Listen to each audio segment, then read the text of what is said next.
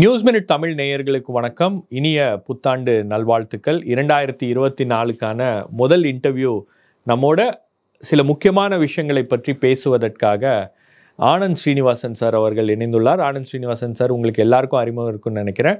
அவர் ஒரு economist plus Congress கட்சியுடைய ஒரு மெம்பராக இருக்கிறார். இதுக்கு முன்னாடி அவர் ப்ரொஃபஷனல் காங்கிரஸில் இருந்தார். அதுலேருந்து வெளியே இப்போ ஒரு காங்கிரஸ் கட்சியுடைய அகில இந்திய உறுப்பினராக இருக்கிறார்.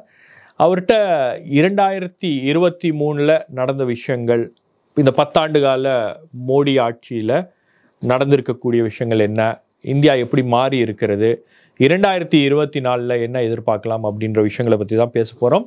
வணக்கம் சார். வணக்கம்ப்பா. ஒரு 10 ஆண்டு கால பிரதமர் நரேந்திர மோடியுடைய அரசாங்கத்தில் நடந்திருக்கக்கூடிய மாற்றங்கள் என்ன? பெரிய மாற்றம் நான் பார்க்குற வரைக்கும் மன்மோகன் சிங்கோட 10 இயர்ஸ் இந்த 10 வருஷம் நீங்கள் கம்பேர் பண்ணி பார்த்தீங்கன்னா, மன்மோகன் சிங்கோட 10 இயர்ஸில் was more about bottom of the பாப்புலேஷனை மேலே கொண்டு வரதுல இருந்தது. நீங்கள் மன்ரேகா, ஸ்டூடெண்ட் லோன் ஸ்கீம், இது மாதிரி cess for health, cess for primary education, cess இதெல்லாம் it was all targeted towards bringing up the lower level people up. மன்ரேகாங்கிறது என்னென்னா, ஒரு மினிமம் வேஜ் ஒரு கிராமத்தில் வேலை செய்கிறவனுக்கு ஒரு மினிமம் வேஜஸ் கொடுக்கணும் அப்படிங்கிறது வரைக்கும் ரூல்ஸு. அடுத்தது ஒரு ஃபுட் செக்யூரிட்டி ஆக்ட் பாஸ் பண்ணாங்க. அதே மாதிரி நிறைய பேருக்கு மறந்து போயிருப்பாங்க, 33% ரிசர்வேஷன் ஃபார் உமன் ராஜ்யசபாவில் பாஸ் பண்ணாங்க. ஸோ இது it was a charter of rights. அதே மாதிரி ரைட் டு எஜுகேஷனை ஃபண்டமெண்டல் ரைட் ஆக்கினாங்க. So the whole thing was geared towards addressing the bottom half of the population, இந்த final 20% of the population. World பேங்கே என்ன சொல்லியிருக்குன்னா, that is the most successful time. நம்ம நிறைய பேரை பவர்ட்டிலேன்னு வெளில எடுத்துகிட்டு வந்தோம் அப்படிங்கிறத வேர்ல்ட் பேங்கே ஒத்துட்ருக்காங்க. இதுதான் அந்த பிரின்சிபல். அதே சமயத்தில் there was a lot of growth. And growth வந்ததுனால நியர்லி 8.5% க்ரோத் இருந்தது அந்த டைமில் மெஷர் பண்ண மாதிரி. இப்போ இவங்க மெஷர்மெண்ட்டெல்லாம் மாற்றிருக்காங்க. அந்த டைம் படி நீங்கள் பின்னாடி அன்றைக்கி மெஷர்மெண்ட் பண்ணியிருந்தீங்கன்னா நியர்லி 10% க்ரோத்து இந்தியாவில் இருந்தது. இந்த 10% க்ரோத்துனால டேக்ஸ் கலெக்ஷன் நிறைய ஆச்சு, பாயன்சி இருந்தது. அதை மன்ரேகா மாதிரி இடத்துல இன்வெஸ்ட் பண்ணாங்க.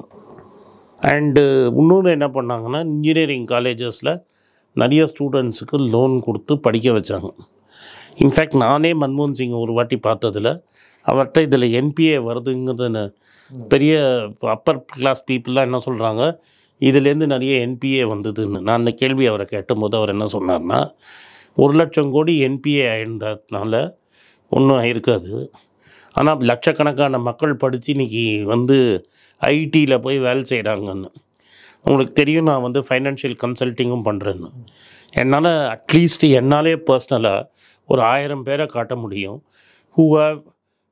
சத்துணவில் வேலை செய்கிறவங்க, அப்பா கார் ஓட்டுறவர், லிஃப்ட் ஆப்ரேட்டர், இல்லாட்டா கூலி தொழில் செய்கிறவரோட பசங்கள்லாம் லோனில் படித்து இன்றைக்கி வெளிநாட்டில் வேலையில் இருக்காங்க, பல லட்சங்கள் சம்பாதிக்கிறாங்க. அந்த எஜுகேஷன் லோன் இல்லைன்னா அவங்க பண்ணியிருக்க முடியாது. இதை நம்ம எஜுகேஷன் லோனை இப்போ கேன்சல் பண்ணிட்டாங்க. தட் இஸ், அப்போ யார் போய் கேட்டாலும் கொடுத்தானோ, அப்பா கை நாற்று வச்சா கொடுத்தானோன்னு இருந்த ரூலை மாற்றி இப்போ டிஸ்கிரிப்ஷன் ஆஃப் தி மேனேஜர்னு கொண்டு வந்துட்டாங்க. ஸோ ஈஸியாக எஜுகேஷன் லோன் கிடைக்கிறது இல்லை. இப்போ நான் என்ன கேட்குறேன்னா, இந்த கவர்மெண்ட் பெரிய கார்பரேட்டுக்கு 10 லட்சம் கோடி ரைட் ஆஃப் பண்ணியிருக்காங்க. 10 லட்சம் கோடி. உடனே அவங்க என்ன சொன்னாங்க, தள்ளுபடினா தள்ளுபடி இல்லை, புக்ஸில் தள்ளுபடி பண்ணாலும் நாங்கள் கிளைம் வாங்குவோம்னு. ஐயா, நீ எவ்வளோ வாங்கியிருக்கேன்னு கேட்டால் 10 லட்சம் கோடி ரைட் ஆஃப் பண்ணதில் 1 லட்சம் கோடி வாங்கியிருக்காங்க. ஸோ 10% தான் உங்கள் கலெக்ஷனு. அப்போ நான் மன்மோகன் சிங்கோட ஆர்கியூமெண்ட்டுக்கு வரேன்.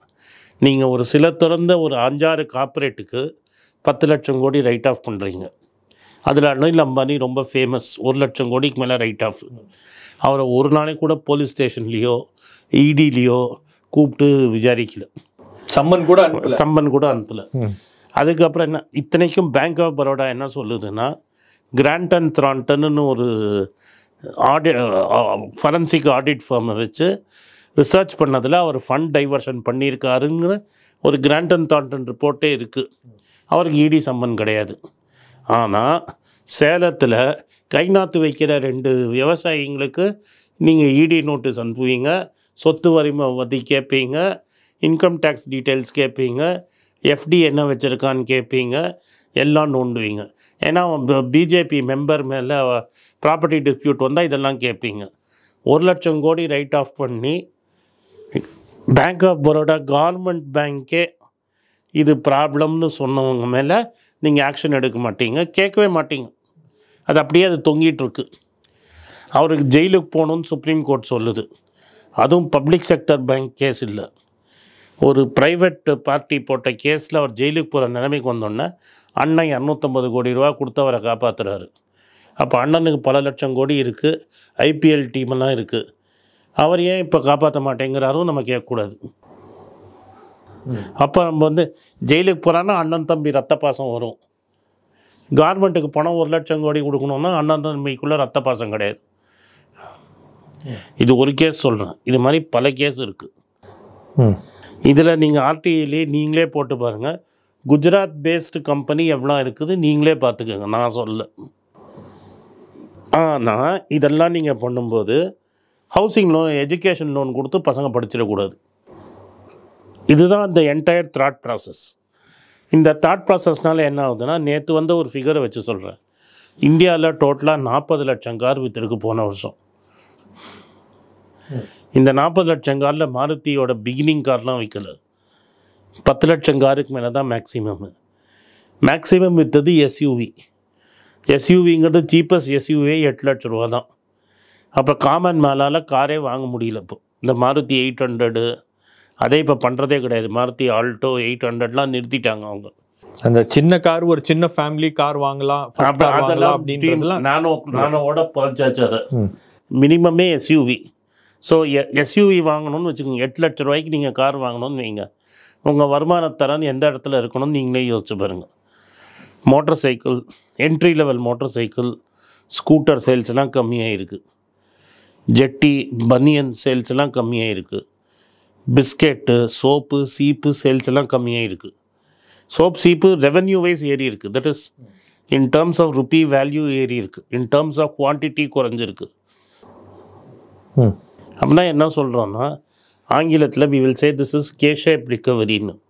கே-ஷேப் ரிகவரினா பணக்காரன் பாட்டுக்கு பணக்காரன் ஆகினே போவான், ஏழைங்கிறவன் ஏழை ஆகிட்டே போவான். இப்போ நான் சொல்கிறேன், இந்த கடந்த 10 வருடத்துல இதுதான் நடந்திருக்கு. நான் ஒரு எக்ஸாம்பிளே சொல்கிறேன். நீங்கள் எதுக்கு 10 வருஷம்னா மக்கள் மறந்துடுவாங்க. இவங்க ஆட்சி வந்தபோது என்ன தங்க விலை நீங்களே போய் பார்த்துக்கோங்க. இப்போ நான் சொல்கிற தங்கத்தை வச்சே புரிய வைக்கிறேன் உங்களுக்கு, ஏன்னா மக்கள் தங்க விலை நல்லா தெரிஞ்சிருக்கும். நான் ஒன்றுமே பண்ணல, என்கிட்ட ஒரு 1000 கிராம் தங்கம் இருக்குதுன்னு வைங்க, பரம்பரையாக நான் லாக்கரில் வச்சுருக்கேன். நான் ஒன்றுமே பண்ணாமல் வீட்டில் சாப்பிட்டு தூக்கின்னு இருக்கிறேன். Basically I am not working. இந்த 10-15 மாதத்தில் என்னோடய வேல்யூ 5 லட்ச ரூபாய் ஏறி இருக்குது. 3 மாதத்தில் என்னோடய வேல்யூ 5 லட்ச ரூபாய் ஏறி இருக்குது, நான் சந்தோஷப்பட்டுப்பேன். இப்போ எனக்கு வேலை செய்கிறவன்ட்ட தங்கம் இருக்காது, அவன் சம்பளத்துக்கு தான் வேலை செய்கிறான். அவனோட 20,000 ரூபா வாங்கக்கூடிய தரன் வந்து குறைஞ்சுட்டே போகுது. இந்த 20,000 ரூபா 6 மாதத்துக்கு முன்னாடி அவன் என்ன வாங்கினானோ அதே இன்றைக்கி அதே 6 மாதத்தில் அதை வாங்கணுன்னா அட்லீஸ்ட் 21,000 ரூபா வேணும் உனக்கு. ஸோ அவனோட வேல்யூ, அவன் பண்ணுற லேபரோட வேல்யூ குறைஞ்சிக்கிட்டே இருக்குது. ஒன்றும் பண்ணாமல் நான் 3 வேளை சாப்பிட்டு லாக்கரில் வச்சுருக்கிற காசு வேல்யூ ஏறிட்டே இருக்குது.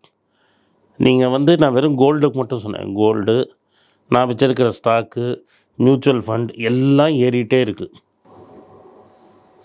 95% of India cannot have gold, cannot have mutual fund, cannot have stock. So you are building an India for the rich and the famous. And யூனியனில் நாங்கள் சொல்லுவோம் கிரிட்டிசிஸ், நான் கேபிட்டலிஸ்ட், நாங்கள் யூனியனை கிரிட்டிசைஸ் பண்ணுறச்சா என்ன சொல்லுவோம்னா, யூனியனுங்கிறது ஒரு கிளப்பு.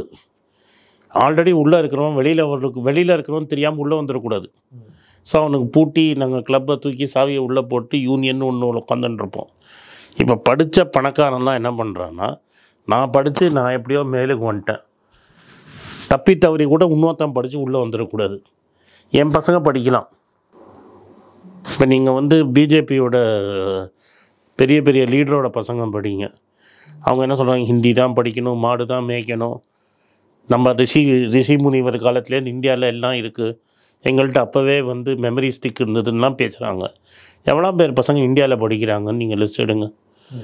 எவ்வளோ பேர் இந்தியாவில் படிச்சிருக்கான், எவ்வளோ பேர் வந்து ஃபாரினில் படிச்சிருக்கான்னு லிஸ்ட் எடுங்க. ஸோ இந்த ஹோல் திங்கே என்னென்னா, எங்கள் பசங்க படிக்கணும், ஃபாரினில் போய் படிக்கணும், இங்கிலீஷில் பேசணும், இங்கிலீஷில் ஹிந்தியில் சொல்லி தர மாட்டான்னா ஃபாரின்னா அவங்க ஒரு லாங்குவேஜில் தானே சொல்லி தருவான். ஆனால் இங்கே படிக்கிறவங்க மட்டும் ஹிந்தி மீடியமில் படிக்கணும். நான் சொல்கிறது புரிஞ்சுக்கிட்டீங்களா உங்களுக்கு? ஸோ தி ஹோல் திங் வந்து the rich are getting richer, the poor are getting poorer, middle class வந்து ரெண்டுத்துக்கும் நடுவில் ஸ்க்வீஸ் ஆகி டைட்டாகி போயிடுச்சு. இன்னொன்று டெல்லிங் எக்ஸாம்பிள் சொல்கிறேன். மன்மோகன் சிங் காலத்தில் 2013 வரைக்கும் 12-13 வரைக்கும் உங்களுக்கு ஞாபகம் இருக்கும் ஷபீர், நீங்கள் அந்த ஏஜில் தான் வந்திருப்பீங்க வேலைக்கு. உங்கள் காலேஜ்லேருந்து ஐடியில் கிட்னாப் பண்ணிட்டு போகிற மாதிரி வந்து ஏதாவது டிகிரி இன்ஜினியரிங் டிகிரி வாங்கினாலே ஐடி கம்பெனியில் வேலை கிடச்சிரும். அப்போ தான் ஐடி இண்டஸ்ட்ரி கொஞ்சம் பூம் ஆகிட்டு இருந்த வேலை கிடைக்கும். இப்போ ஐடி கம்பெனி, பெரிய IT company, Tata consulting, Infosys, Wipro, இவங்கெல்லாம் வேலைக்கு எடுக்கிறத விடுங்க, ஆட்களை குறைச்சிக்கிட்டு வராங்க. ஆஃபர் கொடுத்துட்டு ஆட்களை சேர்க்க மாட்டேங்கிறாங்க. இதுதான் ரியாலிட்டி. இதெல்லாம் நான் ஃபேக்ட்ஸு ஃபிகர்ஸு. நீங்கள் எந்த கம்பெனி ஆள் எடுக்கணும்னு நீங்கள் சொல்லுங்கள். ஸோ இப்போ நிலைமை இந்த அளவுக்கு மோசமாக இருக்குது. அதாவது வேலை வாய்ப்பில் இப்போ பைஜூஸ் மூடுற ஸ்டேஜுக்கு வந்துடுச்சு, டன்சோ மூடிடுச்சு. ஏன்னா ஒருத்தர் டெக் டிகேடு பெங்களூர், அவர் போய் எந்த முகூர்த்தத்தில் பேசினாரோ டெக் டிகேட் ஆஃப் இந்தியாவோட டெக் டிகேடுனாரு. பைஜூஸ் மூடிடுச்சு, டன்சோ மூடிடுச்சு. 52% of all startups in India open பண்ணது க்ளோஸ் ஆகிடுச்சுங்கிறாங்க. பயங்கர நெருக்கடி இருக்குது. பயங்கர நெருக்கடி. அமெரிக்காலேருந்து வந்த ஃப்ரீ பணம் வரல. அதுக்கு இவங்க பாலிசி என்ன? ஸோ இவ்வளவு நெருக்கடிகள், இவ்வளவு பிரச்சனைகள்லாம் இருக்கும்போது இது அரசியல் ரீதியாக பொதுவெளியில் வராமல் போகிறதுக்கு காரணம் என்ன? இது ஒரு பெரிய பேச்சு பொருளாகவே மாறலையே. இப்போ உங்களுக்கு விலைவாசி உயர்வு இருக்குது, கேஸ் சிலிண்டர் விலை உயர்வு ஒரு பெரிய பிரச்சனையாக இருக்கிறது, அதுக்கப்புறம் வேலை வாய்ப்பின்மை பெரிய பிரச்சனை. பட் இதெல்லாம் வந்து ஒரு அரசியல் ரீதியாக அரசாங்கத்துக்கு ஒரு நெருக்கடியை ஏற்படுத்துகிற மாதிரி விஷயங்களாக மாறலையே. ஏன் மாறல? நீங்கள் மாறலன்னு சொன்னால் மாறாமல் போயிடுமா? 2 இந்தியா இருக்குது, பொலிட்டிக்கலி 2 இந்தியா இருக்குது. மகாராஷ்டிரா, கர்நாடகா, தமிழ்நாடு, கேரளா, ஆந்திரா, தெலுங்கானா ஒரு இந்தியா. இதெல்லாம் தான் இங்கே தான் உங்களுக்கு பிஸ்னஸ் நடக்கிறது. இதுதான் இந்தியாவோட பவர் ஹவுஸே. இந்த நான் சொன்ன நாட்டுகள் தான். இங்கே எங்கேயுமே பிஜேபி கிடையாது. இப்போது மகாராஷ்டிராலே கட்சி உடச்சி 2 கட்சியை உடச்சிட்டாங்க. உத்தவ் கட்சியும் உடச்சிட்டாங்க, சரத்பவார் கட்சியும் உடச்சிருக்காங்க. ஒரு கங்கா ஸ்நானம் சொல்லுவோம் நாங்கள். கங்கா ஹிந்துக்களில் நாங்கள் கங்கா ஸ்நானம்போம். நீ எல்லா பாவம் பண்ணிட்டேன்னா உனக்கு கங்கா ஸ்நானம் பண்ணால் எல்லாம் சரியாக போச்சுன்னு. அஜித் பவார் மேலே ஒரு பெரிய இடி கேஸ் இருந்தது, அவன் வைஃப் பேரில் இடி கேஸ் இருந்தது. சகன் புஜ்பல் மேலே ஒரு இடி கேஸ் இருந்தது. ஒரு கங்கா ஸ்நானம் பண்ணி அடுத்த நாளைக்கு வந்தாங்க, எல்லா கேஸும் முடிஞ்சிருச்சு. அப்படி தான் கட்சியை உடைச்சாங்க. அப்படி கட்சி உடைச்சி தான் பவரில் இருக்காங்க. மகாராஷ்டிராவில் மராட்டாஸ்க்கும் குஜராத்தீஸ்க்கும் பெரிய சண்டை நடக்குது, பெரிய ரிசர்வேஷன் ஸ்ட்ரகிள் நடந்துகிட்ருக்கு, உங்களுக்கு தெரிஞ்சிருக்கும். கர்நாடகாவில் என்ன ஆச்சு எலெக்ஷன்லன்னு பார்த்துட்டிங்க. 1989 எலெக்ஷன் ரிசல்ட்டு திரும்பி ரிப்பீட்டு. கேரளாவில் பிஜேபி கிடையாது. தமிழ்நாட்டில் பெருசாக இன்ஃப்ளூயன்ஸ் கிடையாது. கொஞ்சம் எடப்பாடி போட்ட பிச்சையில் ஒரு 5 சீட்டு ஜெயித்தாங்க, ரைட்டுங்களா? அதில் ஒருத்தர் வந்து பழைய ஏடிஎம்கே மினிஸ்டரு, ரைட்டா? ஆந்திராலையும் கிடையாது. தெலுங்கானாவில் வர மாதிரி இருந்தாங்க, அடி. காங்கிரஸ் 3ஆவது இடத்துக்கு போய்டும், பிஜேபி 2ஆவது இடத்துக்குன்னு சொன்னாங்க. இந்த வாட்டி பிஜேபியும் கிடையாது. இன்ஃபேக்ட் கர்நாடகாவில் ஒரு பிஜேபி எம்எல்ஏ என்ன சொல்கிறாருன்னா, நாங்கள் வந்து கோவிட் டைமில் எடியூரப்பா பண்ண ஊழலை எக்ஸ்போஸ் பண்ணுவேங்கிறார். 40,000 கோடி ரூபா ஊழலுங்கிறார் அவர். நான் என்ன சொல்ல வரேன்னா, இந்த ரிங் ஆஃப் ஸ்டேட்ஸில் வந்து டெஃபினட்டாக தெர் இஸ் அ ப்ராப்ளம். ஒரிசாவில் பிஜேபி கிடையாது, மெயின் வந்து நவீன் பட்நாயக். மம்தா பானர்ஜி அப்சல்யூட் மெஜாரிட்டியில் ஜெயிச்சுட்டு உட்காந்துட்டுருக்காங்க வெஸ்ட் பெங்காலில். நீங்கள் ஹிந்தி மாநிலத்தில் இருக்கிற ஒரு 5-6 ஸ்டேட்டை வச்சுக்கிட்டு பிஜேபி இந்தியாவை ரூல் பண்ணுதுன்னு ஒத்துக்கிறோம். 100 out of 100 வாங்குறாங்க. நார்மலி அரசியலில் 100க்கு 100 வாங்க முடியாது. ராஜஸ்தான், பீகாரில் கூட அவங்க கிடையாது, ஜார்க்கண்டில் கூட அவங்க கிடையாது. இப்போ பீகாரில் they are the principal opposition, but ஆட்சியில் இல்லை. ஜார்க்கண்ட்லேயும் பிரின்சிபல் அப்போசிஷன் ஆட்சியில் இல்லை. அப்போ எந்த ஸ்டேட்டில் இருக்காங்க? குஜராத், உத்தரப்பிரதேஷ், ராஜஸ்தான், மத்திய பிரதேஷ், சத்தீஸ்கர், உத்தராகண்ட், இந்த ஹரியானா, இந்த 7 ஸ்டேட்டை வச்சுக்கிட்டு அவங்க இந்தியாவை ஆட்சி பண்ணிகிட்ருக்காங்க. ஏன்னா இந்த 7 ஸ்டேட்டில் வந்து 100 out of 100 ஜெயிச்சிருக்காங்க. அதனால் அவங்க ஆட்சி பண்ணுறாங்க. அதனால் ஒரு பேன் இண்டியன் பார்ட்டி மற்ற இடத்துல எதிர்ப்பு இல்லை அப்படின்லாம் சொல்லாதீங்க. இல்லை, அண்ணாமலை என்ன பண்ணியிருந்தாலும் இங்கே செல்ஃப் எடுக்கிறன்னு உங்களுக்கும் தெரியும், எனக்கும் தெரியும். கோர் பேஸ் வந்து மயிலாப்பூர், வெஸ்மாம்பலம் தான் பிஜேபிக்கு இன்னைக்கு எங்கள் ஆட்கள் தான், ரைட்டாக எங்கள் கம்யூனிட்டி தான், ஆனஸ்ட்டாக சொல்கிறேன். அதுதான் கோர் பேஸு. அவங்களே எஸ்வி சேகர் என்ன சொல்கிறாரு நீங்கள் பார்த்து பேசிக்கோங்க. காயத்ரி ரகுராம் என்ன சொல்கிறாங்கன்னு பாருங்கள். அவங்களாம் என்ன பேசுகிறாங்கன்னு பிஜேபியை பற்றி தமிழ்நாட்டில் உங்களுக்கு தெரிஞ்சிருச்சு. ஸோ டெல்லியில் இருக்கிற எல்லா மீடியாவும் வாங்கிட்டாங்க. என்டிடிவியை வாங்கிட்டாங்க, இந்த குவிண்ட்டுங்கிறத ஒருத்தர் வச்சுருந்தாரு வாங்கிட்டாங்க. மீடியா எல்லாமே அவங்க கைக்கூலி, ரைட்டாக.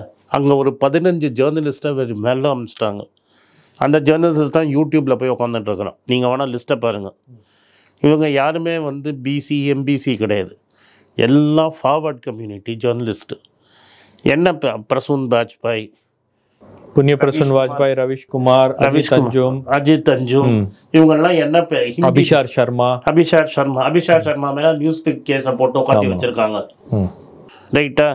இதெல்லாம் வந்து பேக்வர்ட் கம்யூனிட்டி கிடையாது. இவங்கெல்லாம் படித்த ஃபார்வர்ட் கம்யூனிட்டி பீப்புள். என்ன பேசுகிறாங்கன்னு யூடியூப்பில் போய் பாருங்கள். சரி, நான் என்ன கேட்குறேன், இப்போ அப்படிலாம் ஒரு நிலைமை அங்கே இருந்தால் கூட அது பொதுமக்கள் மத்தியில் ஒரு விவாதமாக வரல. அதை எதிர்க்கட்சிகள் அதை வந்து பொதுமக்கள் மத்தியில் கொண்டு போய் ஒரு விவாத பொருளாக மாற்றவில்லை. குறிப்பாக காங்கிரஸ் கட்சி அதை செய்யலை அப்படின்றதா குற்றச்சாட்டு. இப்போ வந்து இந்தியாவில் வந்து நார்த் இந்தியாவில் போலரைஸ் பண்ணி இஸ்லாமிய மக்களை அடிக்கணுங்கிற ஒரு வியூகம் ஓடின்னு இருக்கு. டு ஒரு எக்ஸ்டென்ட் சர்தாஜிங்கையும் அடிக்கணும்னு சொல்லி அமெரிக்காவில், கனடாவில் பண்ணது இப்போ பஞ்சாபில் எதிர்கொள்ளின்னு இருக்கு. அமெரிக்காவும் வார்னிங் கொடுத்துருச்சு, கனடாவும் வார்னிங் கொடுத்துருச்சு. கனடாவை நம்ம மிரட்டி பார்த்தோம், அமெரிக்கா வாய முடின்னு சும்மா இருக்கும். கனடாவுக்கு நம்ம எப்படி ரியாக்ட் பண்ணோன்னு நீங்கள் பார்த்தீங்க, அமெரிக்கா வார்னிங் கொடுத்த போது எப்படி ரியாக்ட் பண்ணோன்னு பார்த்தீங்க.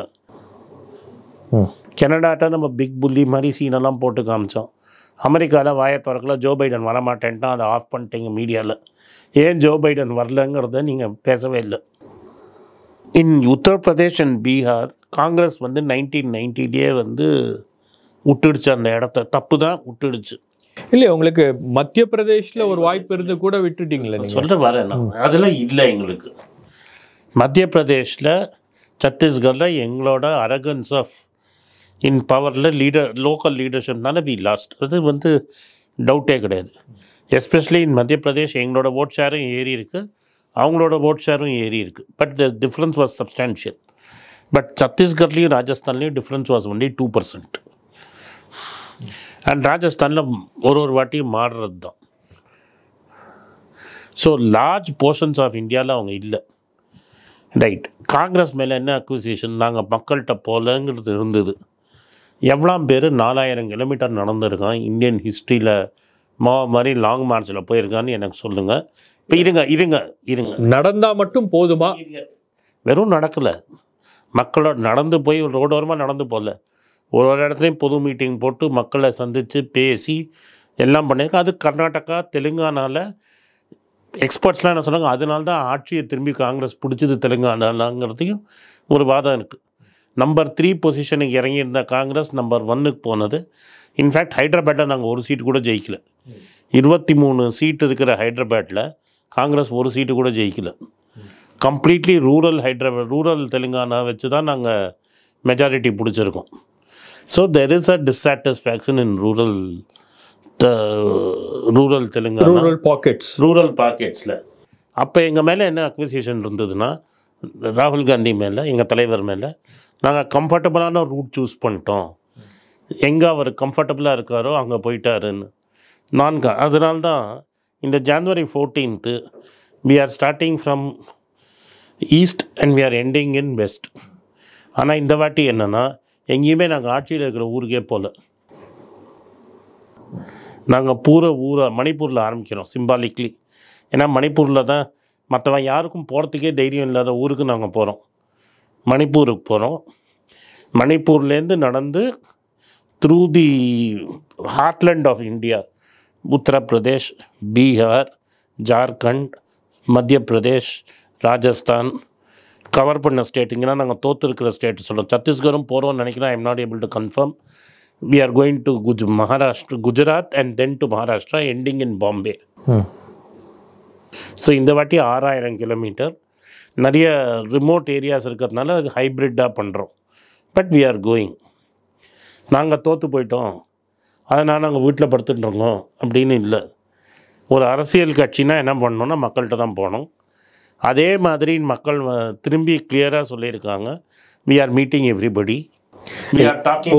ஒரு விஷயம், நீங்கள் ஒரு இந்தியா அலையன்ஸ் அப்படின்னு உருவாக்குனதுக்கு பிறகு ஒரு பெரிய ஹைப் இருந்துச்சு. இந்தியா அலையன்ஸில் ஓரளவுக்கு ஆச்சும் ஒரு டஃப் கான்டெஸ்ட் கொடுப்பாங்க. பிஜேபியை தடுத்து நிறுத்துவதற்கு இந்த இந்தியா அலையன்ஸுடைய பார்ட்டிஸ்லாம் சேர்ந்து ஒரு முயற்சி எடுப்பாங்க. நடந்து முடிந்த 5 மாநில தேர்தல்களில் இந்தியா அலையன்ஸுடைய ரோல் அப்படிங்கிறது ஃபெயில் ஆயிருச்சு. நீங்க காஸ்ட் சென்சஸ்ன்ற ஒரு விஷயத்தை கையில எடுத்தீங்க. அதுவும் வந்து நீங்க கொண்டு போய் இப்போ ஈவன் நோ காஸ்ட் சென்சஸில் வி அக்னாலேஜ் தி ராகுல் காந்தி சொன்னது நீங்கள் பார்க்கணும். தோல்வியை நாங்கள் ஏற்றுக்கிறோம். Fight continues. ஸோ காஸ்ட் சென்சஸும் நாங்கள் விடலை. 2% தோற்றதுனால தோற்று போயிட்டோன்னு அர்த்தம் கிடையாது. காஸ்ட் சென்சஸை நாங்கள் விடலை. Caste census continues. இந்த என்டையர் நியாய் ப்ரோக்ராமில் நீங்கள் பார்க்குற 2.5 மாதம் வாக்கில் there is going to be a lot of talk about Nyay ப்ரோக்ராமை பற்றி பல விதத்தில் பல இடத்துல பேச போகிறாரு. திரும்பி காஸ்ட் சென்சஸை பற்றி பேச போகிறாரு. முந்தா நேற்று கூட ஒரு வீடியோ போட்டிருந்தார். அக்னிபத்தை பற்றி மற்றவங்களாம் மறந்துட்டாங்க, இவர் மறக்கலை. திரும்பி ஒரு ஸ்டூடெண்ட்ஸோட பேசுகிற மாதிரி அக்னிவீர் அந்த அக்னிவீர் ஸ்கீமை பற்றி ஸ்டூடெண்ட்ஸ்கிட்ட அவர் பேசியிருக்கிறார். ஏன்னா நார்த் இந்தியாவில் army was the last resort for யாருக்கு வேலை கிடைக்கலையோ ஆர்மிக்கு போயிடணும். வேலை கிடைக்கல, army was a dream profession. அதெல்லாம் நிறுத்தினதை பற்றி திரும்பி ஒரு பேட்டி எடுத்து போட்டிருக்கிறார். So what we are trying to say is, அங்கே ஒரு டீப் சென்ஸ் ஆஃப் போலரைசேஷன் இருக்குது. என்னானாலும் நாங்கள் என்ன சாக்ரிஃபைஸ் வேணாலும் பண்ணுவோம், ஆனால் இஸ்லாமியரை அடிப்போம் அப்படிங்கிற ஒரு மனநிலை இருக்குது நார்த் இந்தியாவில். அந்த போலரைசேஷனை எங்களால் கவுண்டர் பண்ண முடியல. அதை நாங்கள் ஒத்துக்கணும். இப்போதைக்கு பண்ண முடியல. பட் நிரந்தரமாக என்றைக்குமே அலெக்சாண்டர் கூட நிரந்தரமாக இருந்தது கிடையாது. அது மாறும். பட் அது மாறுறதுக்குள்ளே we don't want big violence. மீண்டும் ஒரு பேட்டியில் உங்களை சந்திக்கிறேன் சார். நன்றி, வணக்கம். I hope you like this.